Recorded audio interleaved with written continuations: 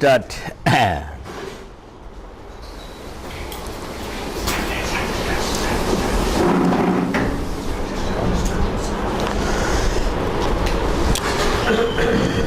The persecution did not necessarily aimed in the beginning to wipe out the church as such.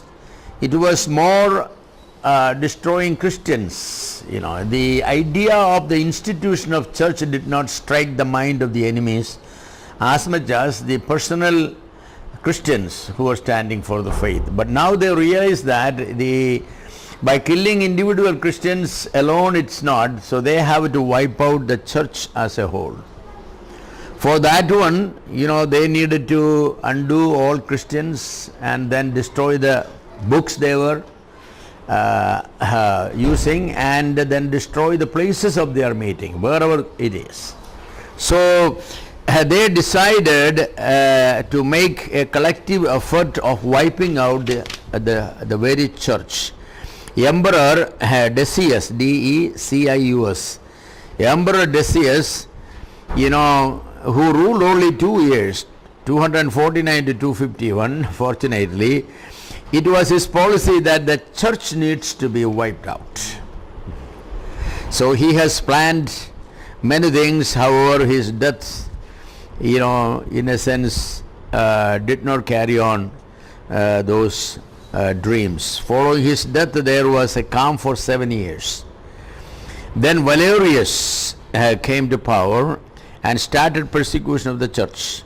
When Valerius died, the church again got peace for 40 years. In the year 303, Emperor Diocletian started persecution, which was continued by his successor Galerius until AD 311. So there was a great amount of persecutions going on.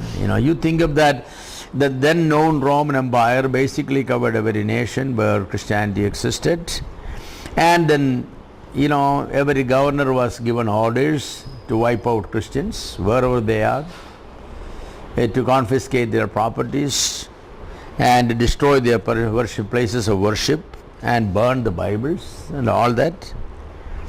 So persecution under the emperors were very cruel. A lot of Christians were brutally killed. Besides, the houses where believers met were demolished and Bibles were burnt. These persecutions were systematic and well planned.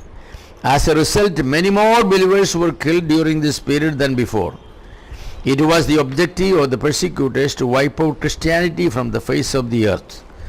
One of the greatest Christian leader who was killed during this period is called Cyprian. Origen was also persecuted severely and died little later. This was very bad time. Anybody who came to prominence among the Christians were just destroyed. Killing Christians was a fun. It was kind of the hobby of people. Catacombs, you heard of catacombs?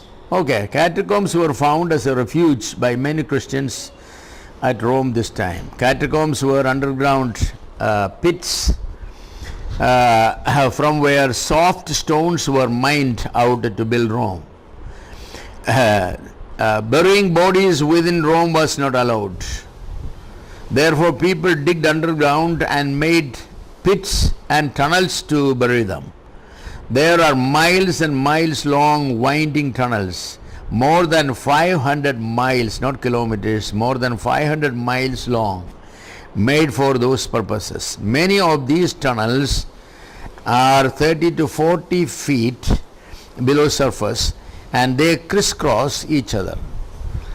Excavations were made by the side of these tunnels or ways, and later these excavations they found many dead bodies were buried there. Hundreds or thousands of believers took refuge during persecution in these tunnels. There they also buried the remains of the martyrs. There is a book called the Martyrs of Catacombs. The Martyrs of Catacombs. You know, if you can get a copy of this, then you definitely read it. It's a little big fat book, about 500 pages, but very well written. There's another one called Fox's Book of Martyrs. That's a bigger one. That's a bigger one. This Catacombs is a smaller one. You know, they are good books in the sense that it gives us an understanding of what took place in the 2nd and 3rd centuries and the 4th centuries concerning Christian life. It was terrible. It was terrible. The enemies could not really go down and find out Christians because these catacombs were crisscrossing, you know, like the loop highways in California and all that. You know, you see the pictures. It's not very, Christians knew where to get and how to go, but others won't. So a lot of Christians lived in these catacombs, you know. They will disappear and they will go. They'd taken basically shelter there.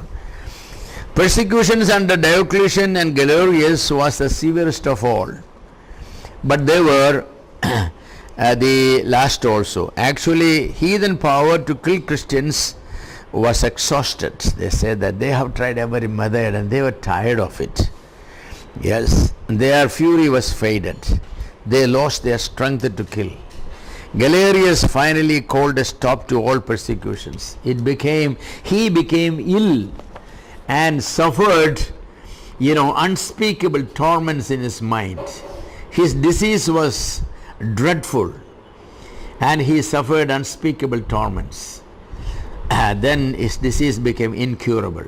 From his deathbed in 311, he issued an edict which granted Christians the freedom to hold their assemblies again. And he also asked their prayers for his healing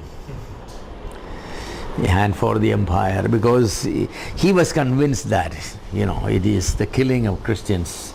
You know, mercilessly, how long people will keep on every night in the amphitheater and other places. Dozens and dozens of Christians were brutally killed. Brutally killed. So the edict of Galerius was not true freedom for Christians, but however, you know, it was an edict of toleration. And that also half-hearted toleration, however, you know, they enjoyed the breathing of a little fresh air, you know. At least they were allowed to meet together, you know. Yes.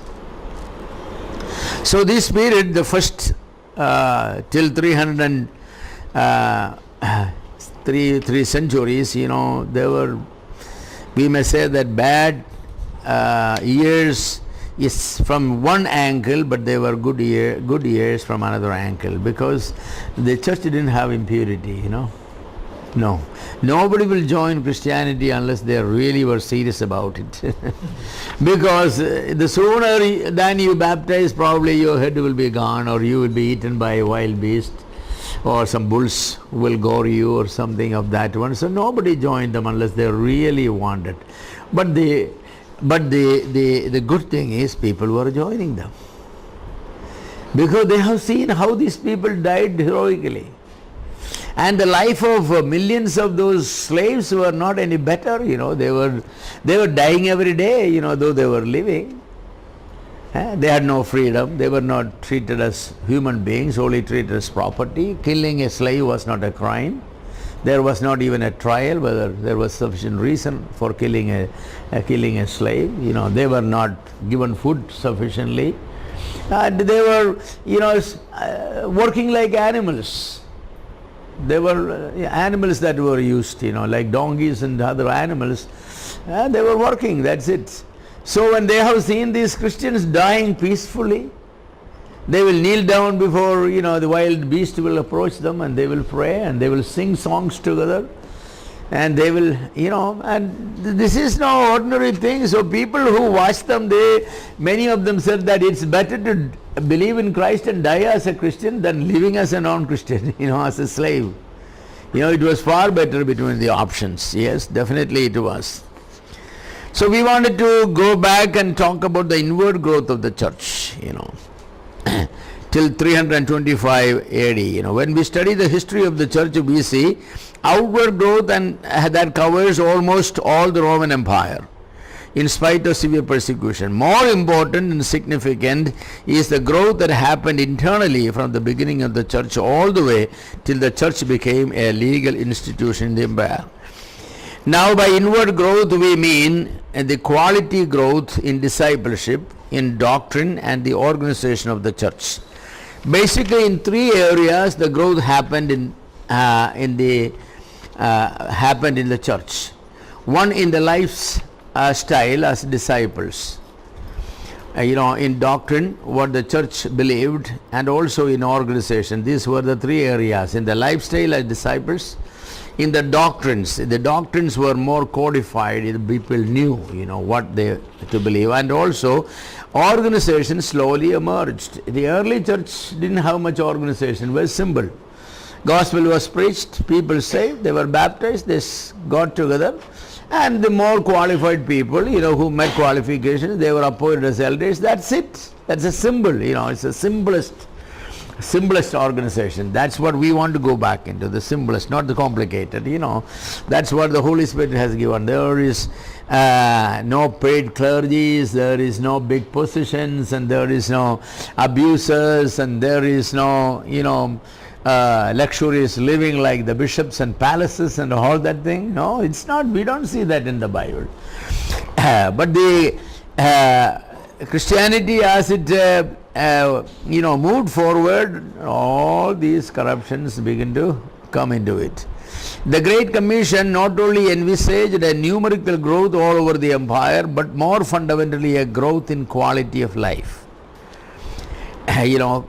Christ discipled his followers intensively, changing their lifestyle. They were not merely followers of Jesus Christ, they were imitators of Jesus Christ.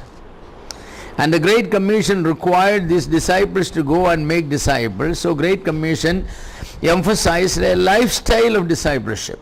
The basic nature of discipleship is what?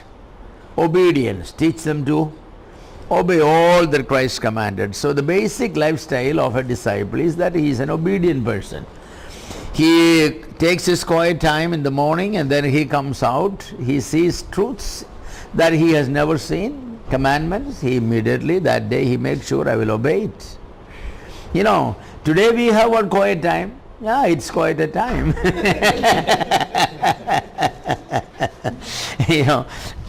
We kind of unburdened the busy time where children won't give us any peace of mind or anything, so we go in and sit somewhere, close the door, and we read for 15 minutes a chapter or a paragraph. Then we ask some questions to the paragraph and all that, and then say a few words of prayer, and we had our quiet time. Yes. But these people were not. They were looking for areas to obey, because the Lord said obedience. So they were asking, Lord, show me areas in my life where I have not obeyed. So they were eagerly looking for things to obey. And when the Lord had shown them things from the Bible, they obeyed it.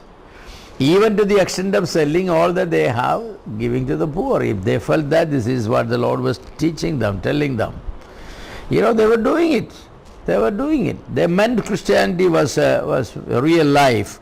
It was no religion for them, it was life for them. If religion was understood properly, no problem.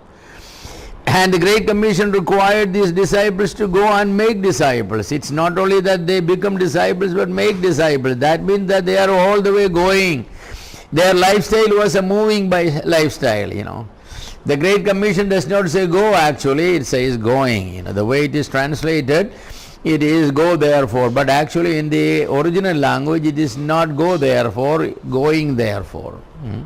There is only one regular verb in Great Commission. Matthew 28, 19 and 20, there is only one regular verb with the 3-4 participles and an infinitive. It's very interesting structure for those who, learn the grammar a little bit. The regular verb is make disciples. The regular verb, make disciples. Going is a participle. Baptizing is a participle. Teaching is a participle. 3 participles followed by a regular verb. And there is one infinitive, to obey. Teaching, to obey. So what does it mean? participles explain the method by which the Great Commission is fulfilled. That's the function of a participle. Sometimes participle will give the result, but usually participles explain the process, the condition, how it is. So how disciples are made? By going, by baptizing, by teaching. The infinitive, teaching to obey. So there is only one regular verb, that is make disciples.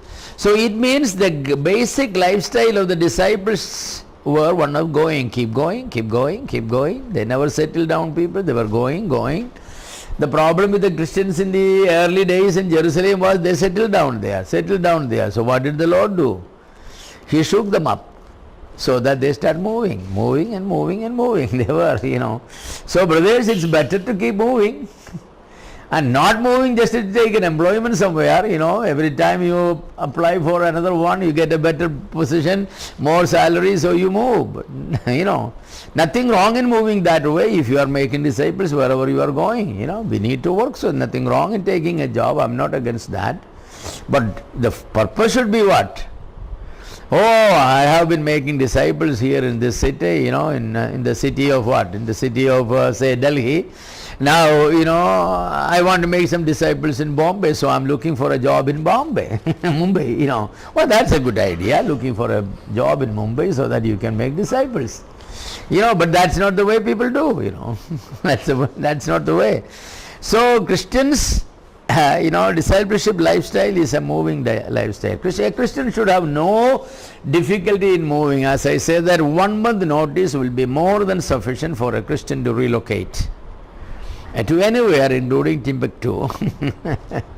You can go anywhere. If you cannot make a move within 1 month, means you are man tied down. You are concreted down with steels and concrete and all. It takes demolishing more time, A Christian should be loosely tied down.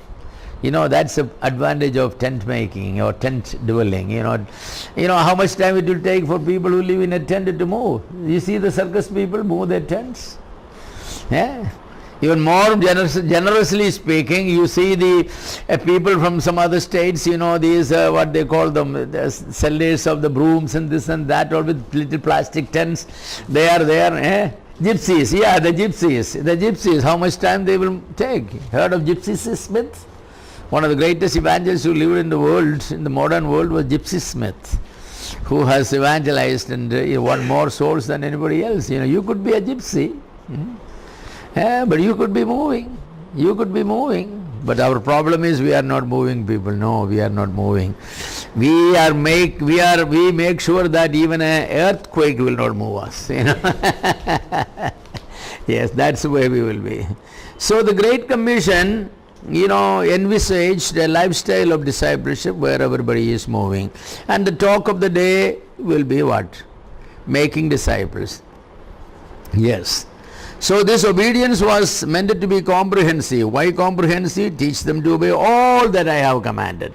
When a person comes to a lifestyle of obeying everything the Lord commanded, I'll say that's a comprehensive lifestyle.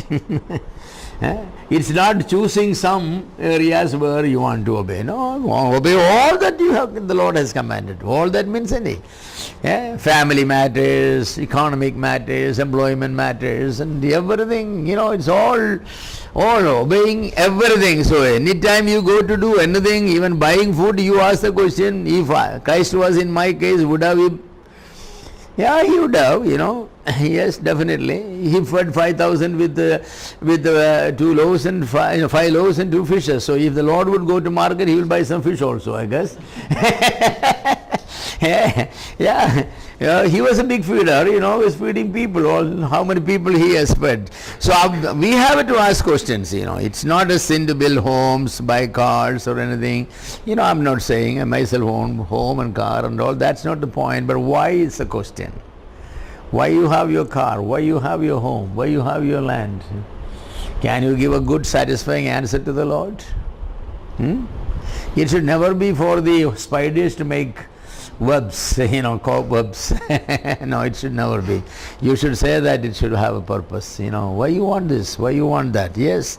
So the early Christians, they have practiced that. That's the meaning of their growth, Towards God, the early believers maintained absolute surrender and sacrifice. Towards self, they maintained holiness and integrity.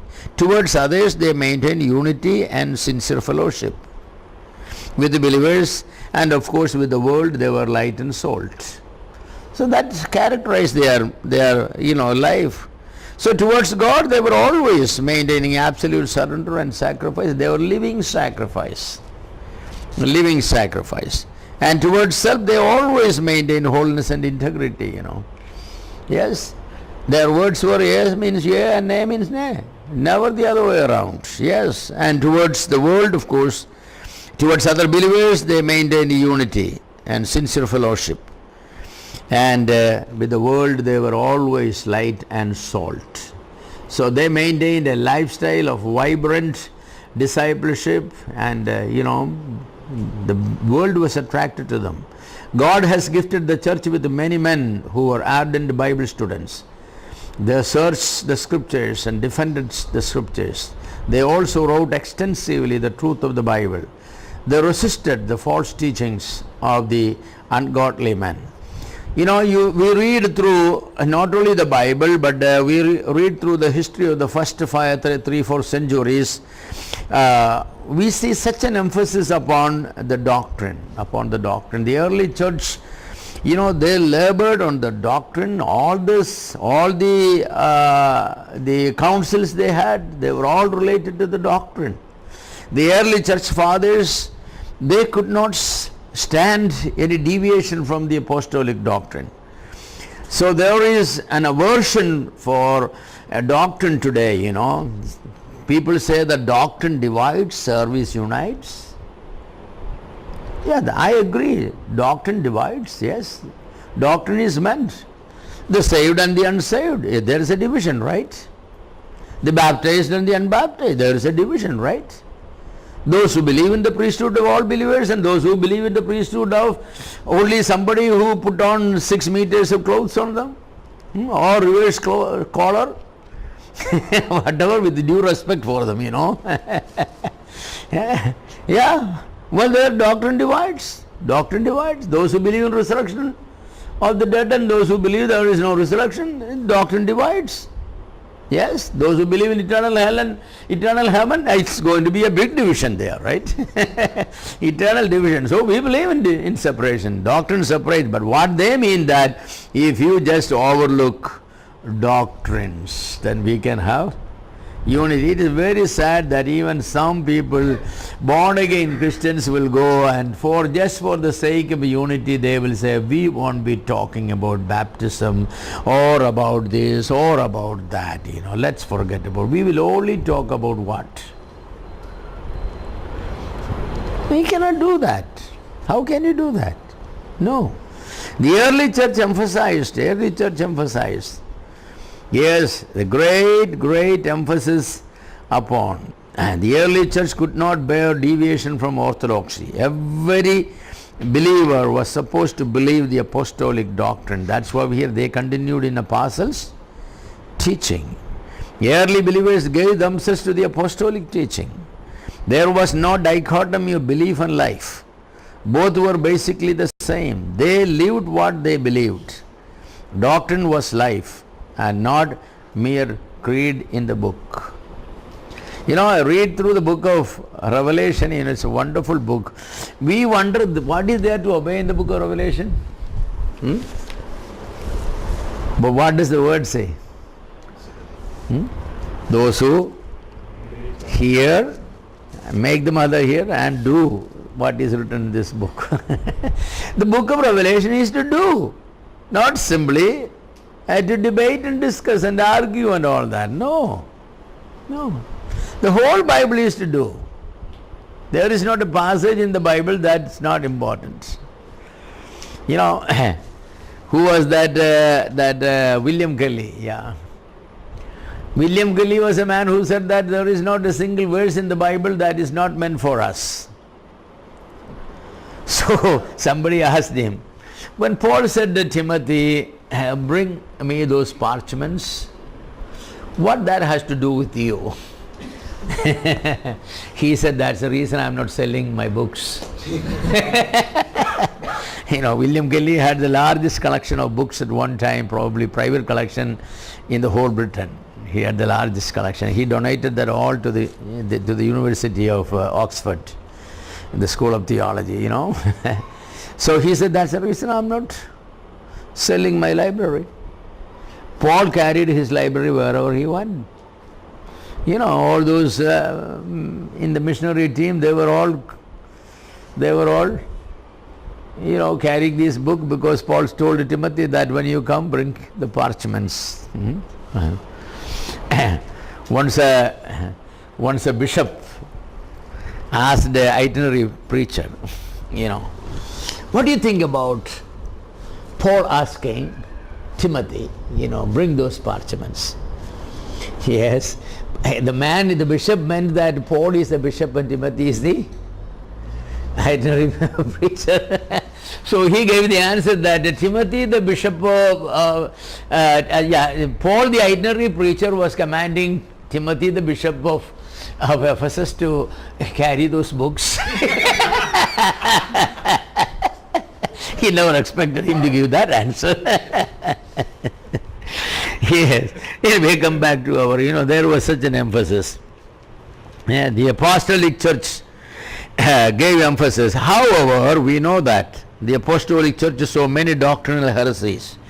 During the first century itself, when apostles were alive, and they were, giving the teachings and all, even though doctrinal errors were coming in, but the apostles immediately handled them.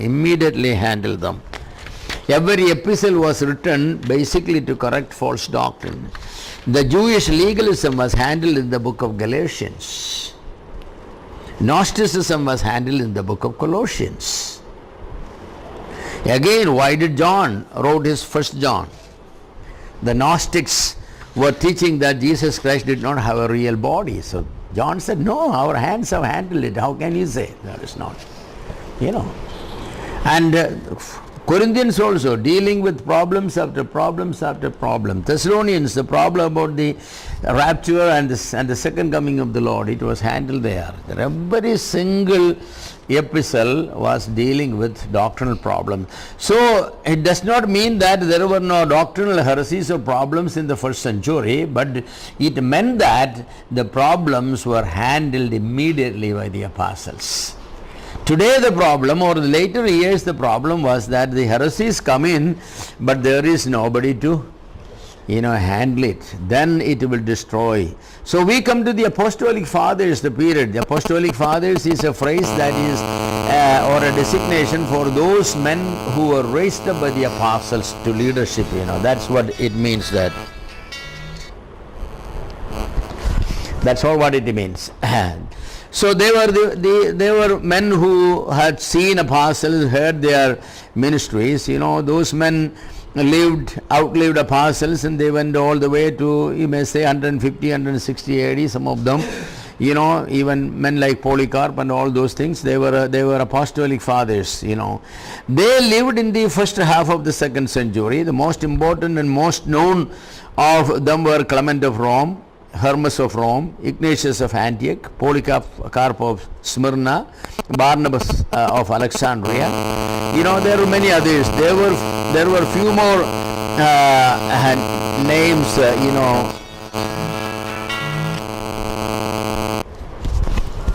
Yes. So what do we see about these men? These men fought against heresies. They fought against. Two main heresies needed to be mentioned. They were Gnosticism and Montanism. The extreme form of Gnosticism went to the extent of denying the human body of Christ. Apostles opposed and corrected this false teaching. Apostle John, in his first epistle, clearly corrected this false view. Other tenets of Gnosticism were opposed by apostles in the book of Colossians. Montanus went wrong mainly in the areas of Holy Spirit. he taught that the promise of Christ for the coming of the Holy Spirit was not fulfilled on the day of Pentecost, but that the fulfillment of the promise is at hand, and also the end of the world is also at hand. And Montanus, in later years, he believed in tongues and prophecies, and he was excommunicated by the apostolic the church as a heresy, because it said that they didn't know what he was talking about. Saint Augustine in his commentary said on 1 Corinthians and all, said that we don't know what this is talking about, tongues and all. It ceased at the end of the apostolic age, and it's not heard anywhere, so we don't know what they are talking about. So he said, I am not able to even to make a comment on it, what it is, speaking in tongues and all that. But the Montanus was, and Montanus believed in prophecy.